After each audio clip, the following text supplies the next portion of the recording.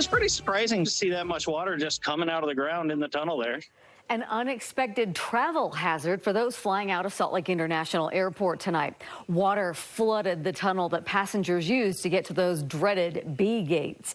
Airport officials are now trying to figure out how that water seeped into the tunnel. Yeah, it was a leak that had travelers pulling out their phones to capture the wet mess. News specialist Lauren Steinbrecher spoke with those who saw it all unfold and got stuck in its aftermath.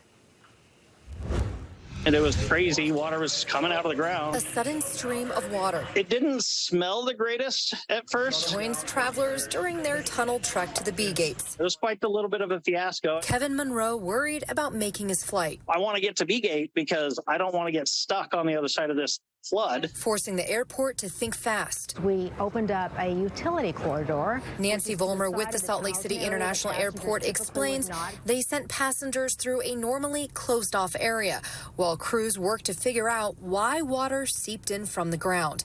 They also shuttled passengers between concourses, creating long lines like this one posted by a passenger. Vollmer says they've seen problems before because the airport is built on a lake bed and construction crews had to remove water to dig down. There's occasional issues where we see a little bit of water leakage through the walls, so we always address that very quickly. We have never had a leak to this extent. Crews have now diverted the water, but Vollmer says that's only temporary. So we will be looking further into what caused the leak and see how we can have a more permanent fix so this doesn't happen again. Kevin made it to his flight and even on his layover is still thinking about that strange, slippery situation. And so it was pretty surprising to see that much water just coming out of the ground in the tunnel there.